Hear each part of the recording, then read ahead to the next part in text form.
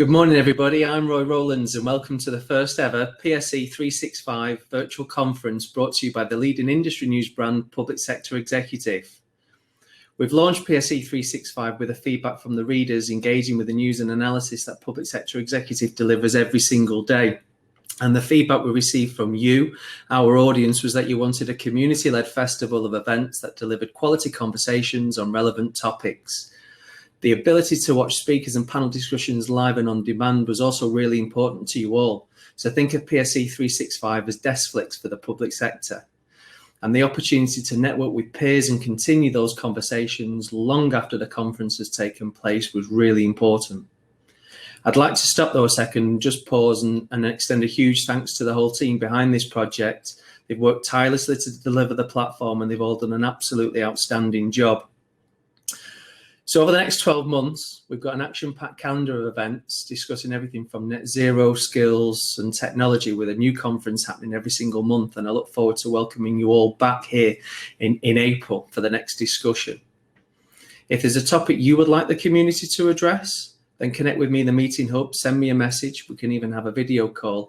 That's what this platform is all about. It's your opportunity to connect and collaborate with the peers and industry leaders working together to deliver transformational public services. Today we're discussing net zero government with a fantastic lineup of speakers and panelists from the Carbon Trust, the National Infrastructure Commission, Centre for Sustainable Energy Bays, and many more organisations from across our public sector. And our first speaker of the day manages the value for money studies on the government strategy and climate change policies. And his most recent report sets out how government is set to achieve its net zero ambition. Please welcome to your screen, Simon Bittlestone of the National Audit Office. Enjoy. Good morning, everyone. Very happy to be here to open this Public Sector Executive Conference on Net Zero Government. You join me here in a spare bedroom down in Hampshire, so very pleased to be talking to you wherever you are in the country or maybe even across the world. Great benefit of doing these things virtually, I guess, is that we can all join up wherever we are. It's clearly a really important time for achieving the net zero target as we get ever closer to COP26 and everything that's going to happen in the run-up.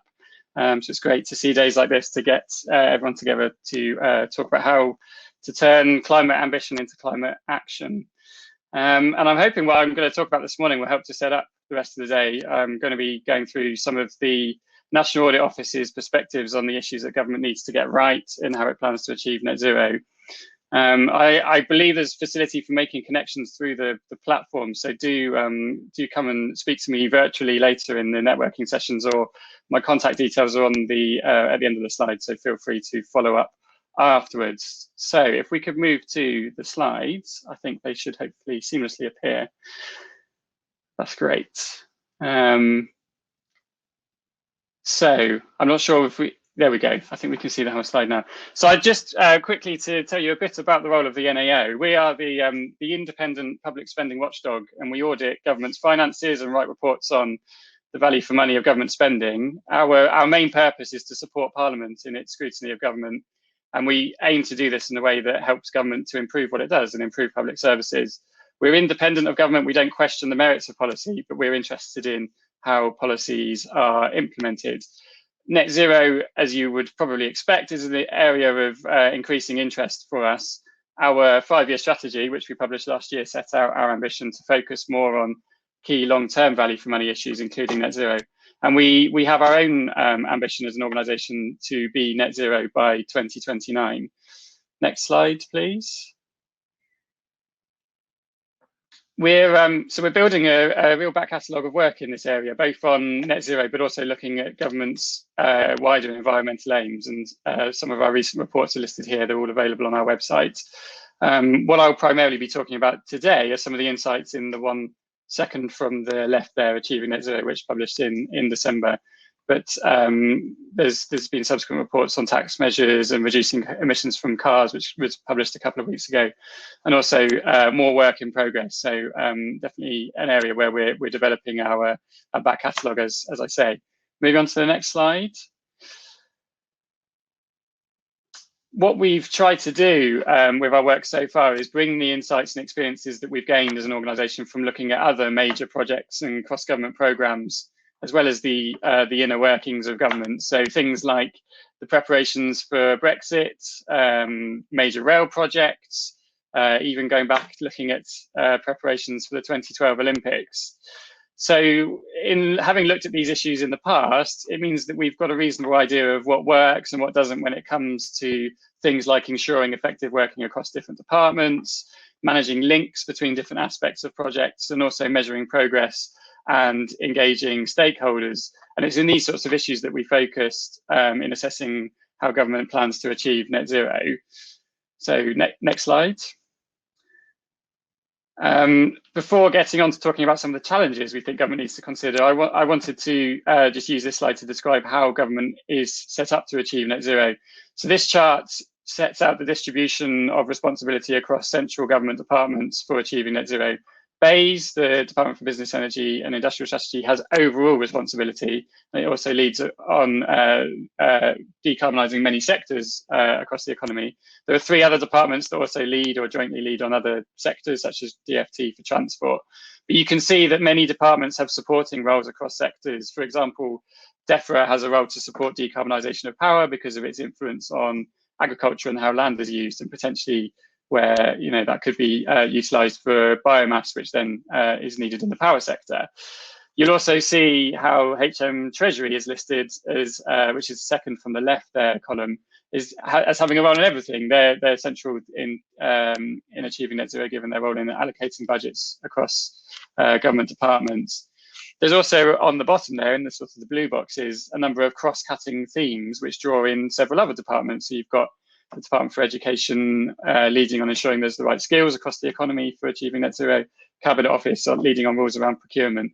So this really gives a sense of the range of departments that are involved in some of the kind of complexities and links across different departments. Next slide. This slide illustrates the arrangements that government has established since setting the net zero target in 2019 to try and bring those different departments together and to kind of consider progress. So you've got the 2 cabinet committees at the top. This is the minister level committees, one chaired by the Prime Minister, one by the Secretary of State, for overseeing overall progress, one for strategy and one for implementation. Below that, you've got the National Strategy Implementation Group. This brings together senior officials at Director General level from across Whitehall in those key departments that I mentioned previously. You've then got the Net Zero Steering Board, which similarly brings together directors from across Whitehall, and then a series of boards within each of the key departments for monitoring their policies. Now, these arrangements are all still relatively new and still embedding, and indeed the pandemic has meant delays in the development of these arrangements over the past 12 months, with fewer meetings of committees than have been planned. So rather than assessing how well these arrangements are working, what we've aimed to do to date is set out the risks that we think government needs to manage going forward, as I said, based on what we've seen in other cross-cutting programmes and projects. So moving into the next slide, I'll run through a few of these kind of challenges for government to consider. Firstly, on resourcing and prioritisation. Net zero obviously needs to have sufficient priority in relation to other government spending commitments. We highlighted the role of spending reviews, which is where Treasury sets budgets for departments in the medium term. The next one is due later this year. Another really important aspect, though, is prioritising consideration of net zero in all projects and programmes that have an impact on greenhouse gas emissions. This could be things like building new roads or regulation standards. The Treasury issues guidance to departments on appraising the impacts of policies through its Green Book, which was recently revised so that departments place greater weight on environmental considerations. But it remains to be seen how this plays out in practice. Secondly, on this slide, on managing the links, I've talked about the complexities and the links between different aspects of net zero. I touched on it briefly. Things like increasing uptake of electric vehicles impacting on demand in the power sector, or you may have different sectors that are calling on the same resources, be it land or even supply chains. And there's a number of these links across net zero. There's also links between net zero and those wider environmental aims that I talked about earlier, the kind of the biodiversity, clean air aims. And then beyond that, you've got potential complementarities between net zero and things like the government's levelling up agenda. It's really important that government understands all of these links and plans ahead of time, how they're going to manage them, take advantage of the win-wins, and also manage trade-offs where they might occur. Next slide, please. The next challenge that we've highlighted in our work is around clarifying roles and responsibilities across the public sector more broadly. So as well as central government departments, there are regulators, there are arm's length bodies, and in particular local authorities, which will have a key role to play in achieving net zero. In the work that we did last year, local authority representatives told us there's a real lack of clarity from central government on the role that they should be playing. And we've also reported, even today, there's a report out on the financial impact on local authorities of the pandemic and the resource restraints that local authorities have faced, not just over the last 12 months, but going back over the last decade or so as their funding has been reduced.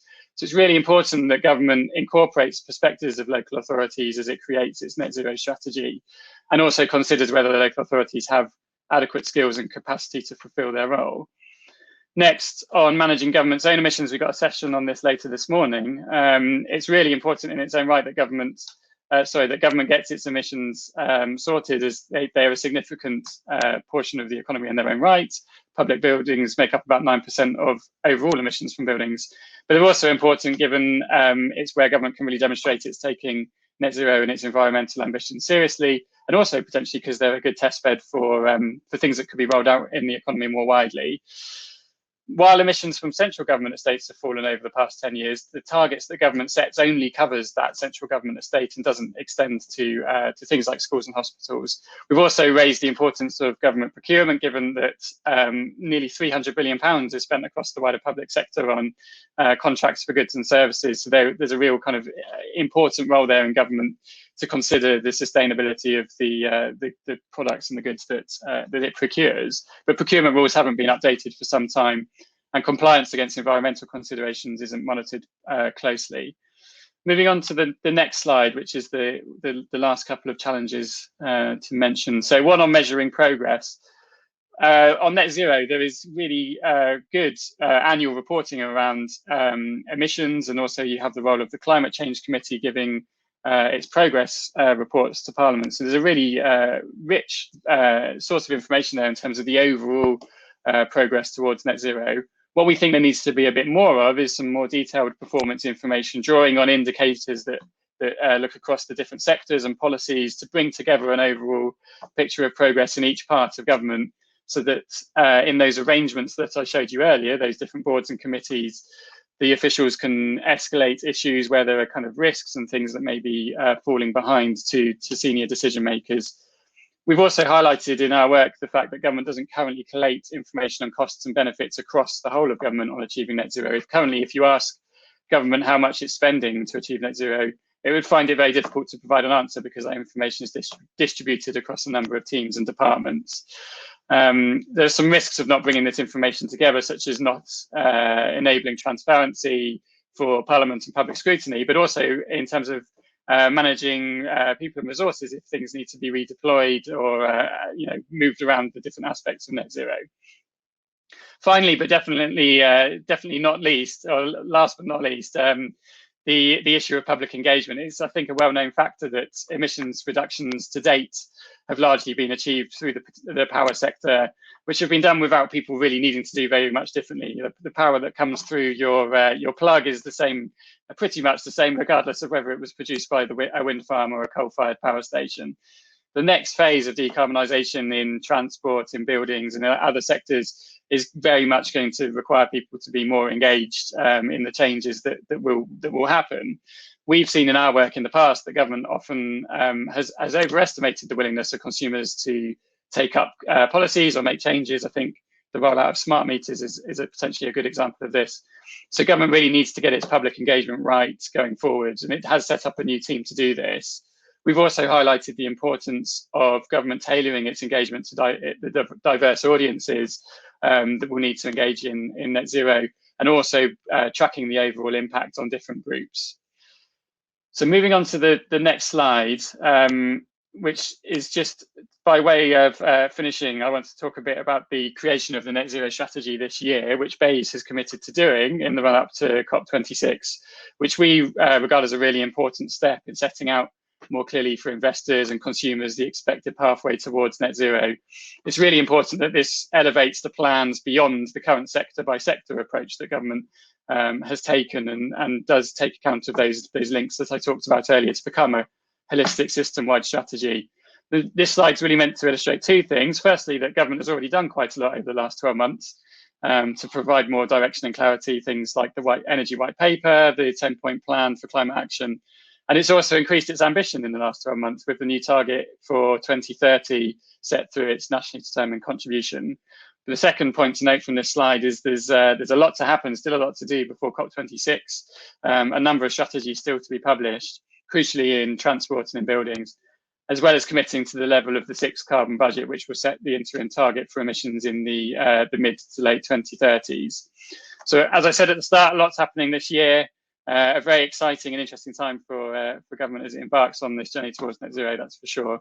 That's it. The last slide, as I said, just has my contact details, my email address, and my Twitter account if you want to get in touch with me through that, or do feel free to approach me through the virtual platform in the breakout session. Thank you.